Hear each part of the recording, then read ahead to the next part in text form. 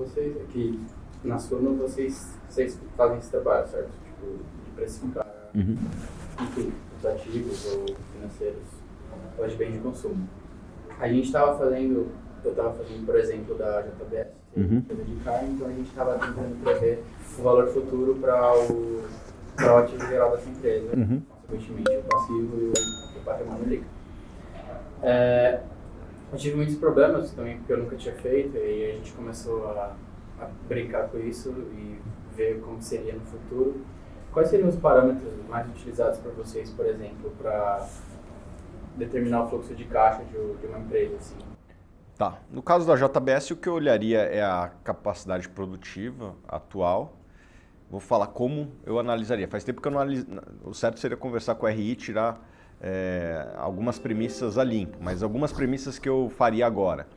Provavelmente o consumo de carne deve crescer em linha com a economia mundial nos próximos anos, né? Uma empresa de carne vai crescer, eu imagino que vai crescer em linha com o crescimento mundial, porque por mais que o consumo de carne cresça menos em algumas economias maduras, ele cresce muito forte, até mais que PIB em algumas economias emergentes, né? Porque quando o camarada não ganha nada, ele passa a ganhar um pouquinho, uma das primeiras coisas que ele faz é comprar carne.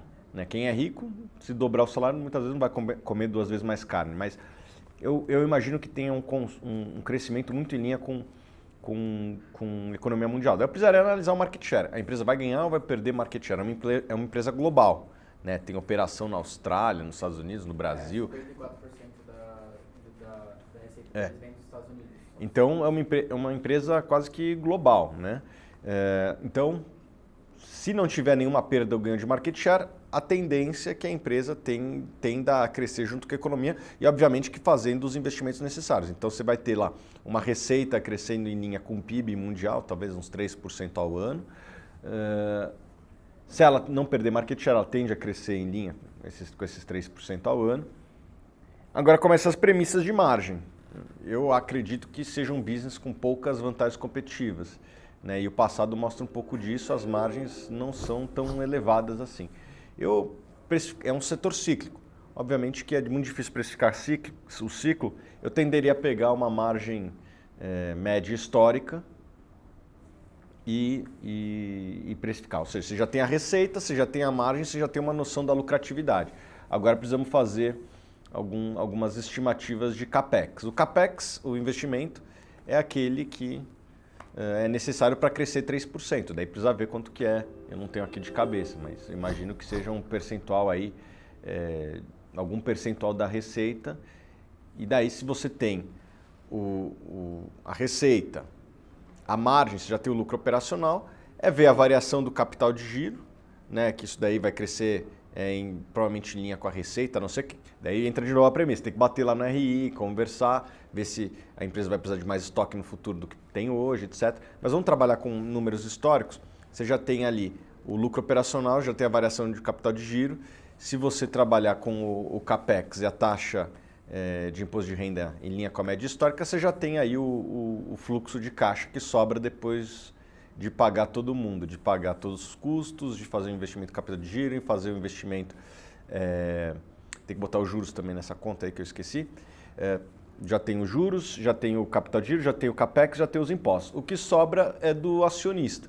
Agora a gente tem que ver isso nos próximos anos e trazer a valor presente e comparar com o preço atual. Essa seria as minhas premissas. Provavelmente, eu estou chutando, porque eu não tenho a planilha de Excel aqui, mas eu imagino que uma das variáveis chave desse caso seja as margens do business. 1% de margem num business de margem não tão alta como é um business de carne faz diferença. Então, uma pergunta-chave para você responder.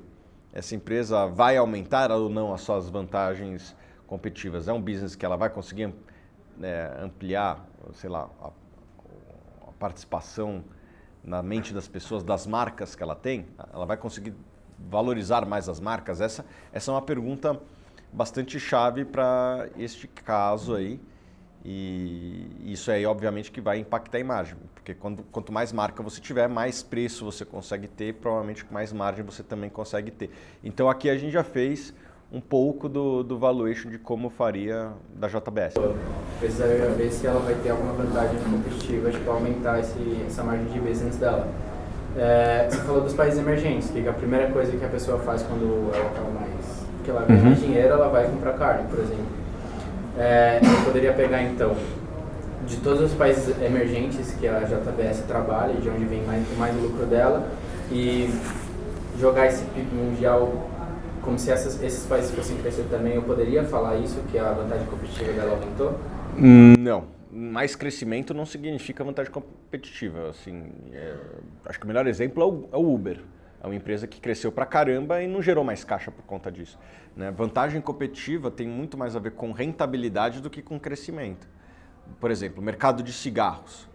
É um mercado que tem uma baita vantagem competitiva, as pessoas são extremamente fiéis ao cigarro que consomem, mas é um mercado em decadência. É um mercado que gera muito caixa, mas está em decadência.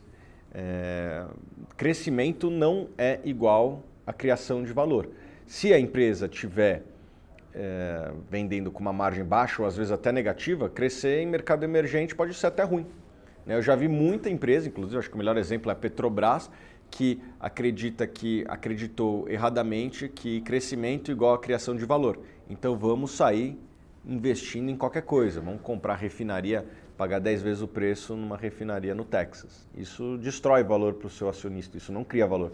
Por mais que você tenha trazido para dentro do seu balanço uma nova refinaria, uma nova fonte de renda, você trouxe essa renda com um custo muito alto, inclusive se endividando. Então, mais crescimento não significa criação de valor. Precisamos ver se a empresa está posicionada bem nesses mercados de alto crescimento em termos de margens. Como que é a margem das exportações da JBS para a Índia e para a China em relação aos outros países? Essa é uma pergunta importante de ser respondida nesse caso, porque vai crescer mais aqui, a gente quer saber como é que é a margem nesse business.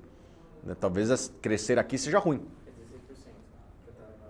E como é que é o resto da companhia? 16% na Ásia, 14% na Oceania, 54% nos Estados Unidos. 54%? Não, você está falando das vendas totais, mas eu estou falando de margem. Quanto que é a margem? Não peguei. Eu não sei nem se eles abrem isso, geralmente é um dado meio estratégico. Não tinha pego isso, por isso que eu não... Então, mas assim, provavelmente as vendas em Ásia devem crescer mais do que a média, imagino. As exportações para lá. Mas como é que é a margem lá? Às vezes a margem é pior, você está trazendo uma rentabilidade média pior para o seu balanço, talvez uma rentabilidade média que destrua valor para o seu acionista. Crescer não é igual a gerar valor. O único jeito do crescimento gerar valor é se você tiver uma rentabilidade maior que o custo de capital. Se você tem um ativo que tem uma lucratividade superior ao custo de capital, um ROI maior que o custo de equity, um ROIC maior que o WACC, não sei se vocês já viram isso, aí vale a pena você investir, porque esse investimento está criando valor. Se você tem uma rentabilidade inferior ao custo de capital, quanto mais crescimento, pior, mais valor você está destruindo. Acho que o melhor exemplo foi esse que eu dei da Petrobras. A minha sugestão para uma empresa que tem ROIC baixo, a pior coisa que ela pode fazer é crescer. Trabalha dentro de casa, melhora a gestão para melhorar a rentabilidade e o dia que você tiver uma rentabilidade aceitável, você pensa em aumentar os seus investimentos. Preço importa na hora de você tomar a sua decisão de investimento. Essa ação está cara? Essa ação está barata? Mas como que você chega nessa conclusão?